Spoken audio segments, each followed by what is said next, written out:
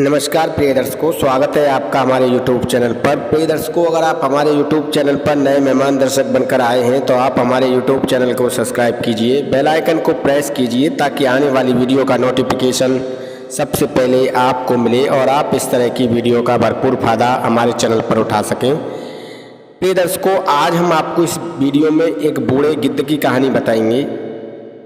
एक जंगल था, इस जंगल में काफ़ी सारे पंछी रहते थे और कुछ बूढ़े गिद्ध भी रहते थे। एक गिद्ध काफ़ी बुजुर्ग थे। जंगल में उस बूढ़े गिद्ध के पास सभी पंछी कहानियाँ सुनने के लिए आया करते थे, उन्हें अपना गुरु मानते थे। प्रिय दर्शकों, सभी पंछी जब कहानियाँ सुनने के लिए आते और उनसे कहानी सुनने के बाद वो अपने अपने घोंसले में चले जाते। काफ़ी खुश थे, काफ़ी उनका जीवन सुखमयी और आनंदमयी तरीके से व्यतीत हो रहा था। प्रिय दर्शकों, जब समय बदलता है तो आप जानते हैं कि समय बदलने में एक पल नहीं लगता है। प्रिय दर्शकों, एक समय ऐसा आया कि उस जंगल में अकाल पड़ गया और उस जंगल में सूखा पड़ गया। उस जंगल में जो भी पानी था वो सब सूख गया और उस जंगल में जो पेड़ पौधे थे वो भी सभी सूख गए। प्रिय दर्शकों, सभी पंछी काफ़ी व्याकुल हो जाते हैं, काफ़ी परेशान हो जाते हैं और सभी पंछी जो है अब अपना एक नया आशियाना तलाशने में लग जाते हैं, एक नए जंगल की खोज करने में लग जाते हैं जहाँ पर वो अपना जीवन व्यतीत कर सकें। प्रिय दर्शकों, जब समय बीतता है तो धीरे धीरे उस जंगल में जो भी पेड़ थे वो सभी सूखने लगते हैं। जिस पेड़ पर वो बूढ़े गिद्ध रहते थे उस पेड़ की जड़ें भी सूखने लगती हैं और जिस टाली पर वो बूढ़े गिद्ध रहते थे वो भी अब सूखने लगती है और टूटने की पोजीशन पर आ जाती है। प्रिय दर्शकों, यह देख सभी पंछी व्याकुल हो जाते हैं। वो कहते हैं कि अरे, हमारे गुरुजी तो अब संकट में फंस जाएंगे, हमारे गुरुजी को हमें बचाना चाहिए। क्योंकि जो पंछी थे वो उस बूढ़े गिद्ध को अपना गुरु मानते थे, क्योंकि वो बूढ़े गिद्ध उनको अपनी कहानियाँ सुनाया करते थे, नई नई कहानियाँ सुनाया करते थे और काफ़ी प्यार और प्रेम था सभी के बीच में। प्रिय दर्शकों, सभी पंछी उन बूढ़े गिद्ध के पास जाते हैं और उनसे कहते हैं कि हे गिद्ध बाबा, यह पेड़ में अब दीमक लग चुकी है और यह पूरा जंगल सूख चुका है। इस जंगल में अब पानी भी नहीं रहा, इस जंगल का पानी भी सूख चुका है। आप कब तक यहाँ रहेंगे? आप हमारे साथ चलिए। हमने एक नया आशियाना तलाश लिया है, एक नया जंगल तलाश लिया है और अब हम वहीं पर रहेंगे, आप हमारे साथ चलिए। ऐसा जो है वो सभी पंछी गिद्ध बाबा से कहते हैं। गिद्ध बाबा कहते हैं कि नहीं, हम इस जंगल को छोड़कर नहीं जा सकते, क्योंकि यह जंगल हमारे माता पिता की तरह है। इस जंगल में हमने जन्म लिया है, अपना बचपन गुजारा है, अपनी जवानी गुजारी है, अपना बुढ़ापा भी हमारा इस जंगल में गुजर गया।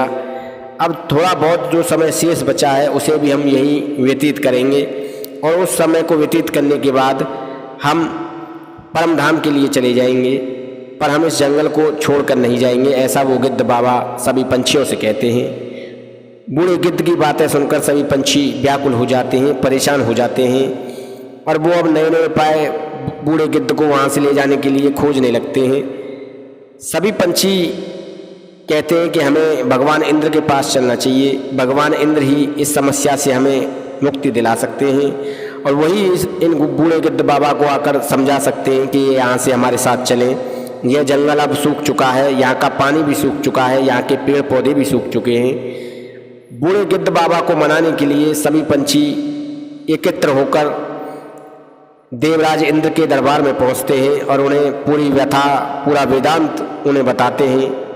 इंद्रदेव उनकी बातें सुनकर उनसे प्रसन्न हो जाते हैं और वो गिद्ध बाबा के पास आते हैं। इंद्रदेव गिद्ध बाबा से कहते हैं कि हे गिद्ध बाबा, इस पूरे जंगल में अकाल पड़ा हुआ है, इस जंगल का पानी भी सूख चुका है। आप यहाँ से किसी सुरक्षित स्थान की तरफ प्रस्थान कीजिए। आपके साथ के जो भी पंछी थे वो सभी यहाँ से जा चुके हैं। आपके प्राण संकट में हैं। अगर आप यहाँ रहेंगे तो आपके प्राण और भी संकट में आ जाएंगे। ऐसा जो है देवराज इंद्र उस बूढ़े गिद्ध से कहते हैं। बूढ़े गिद्ध जो थे बड़े भावुक स्वर में और बड़ी ही करुणामयी स्वरों में जवाब देते हैं देवराज इंद्र को कि हे इंद्र भगवान, इस जंगल में हमारा बचपन बीता है, जवानी भी इस जंगल में बीती है, बुढ़ापा भी इस जंगल में व्यतीत हो रहा है। ये जंगल हमारे माता पिता की तरह है। अब आप बताइए कि हम अपने माता पिता को छोड़कर कैसे जा सकते हैं, हम अपने माता पिता को संकट में छोड़कर कैसे जा सकते हैं। ऐसा जो है बूढ़ा गिद्ध जो था वो भगवान इंद्र से कहते हैं। प्रिय दर्शकों, बूढ़े गिद्ध की ये बातें सुनकर भगवान इंद्र जो थे वो काफ़ी भावुक हो जाते हैं, काफ़ी प्रसन्न हो जाते हैं और उस बूढ़े गिद्ध से कहते हैं कि हम आपकी बातें सुनकर काफ़ी अत्यंत खुश हैं, काफ़ी अत्यंत प्रसन्न हैं और ऐसी ज्ञानवर्धक बातें, ऐसी सोच अगर हर व्यक्ति वो हर पंछी की हो जाए तो ये इस दुनिया का माहौल ही बदल जाएगा। इस दुनिया में कोई किसी के लिए मोहताज नहीं रहेगा। प्रिय दर्शकों, ऐसी बातें भगवान इंद्र उस बूढ़े गिद्ध से कहते हैं। प्रिय दर्शकों, बूढ़े गिद्ध की बातें सुनकर भगवान इंद्र प्रसन्न हो जाते हैं और बूढ़े गिद्ध से कहते हैं कि हम आपसे काफ़ी प्रसन्न हैं। अगर कोई वरदान मांगना चाहते हो तो आप हमसे वरदान मांग सकते हो, आपकी हर इच्छा को हम पूर्ण करेंगे। ऐसा जो है भगवान इंद्र उस बूढ़े गिद्ध से कहते हैं। बूढ़े गिद्ध ने कहा कि हे भगवान, हमें अपने लिए कुछ नहीं चाहिए, अब हमारी ज़िंदगी ही कितनी बची है। अगर देना है तो हमारे माँ बाप के लिए कुछ दीजिए। जो ये जंगल हमारे माता पिता की तरह है, इनके लिए कुछ दीजिए। भगवान इंद्र कहते हैं कि बताओ आप अपने माता पिता के लिए क्या चाहते हो। जो आप अपने माता पिता के लिए चाहते हो हम वो भी आपको अपने माता पिता के लिए देंगे।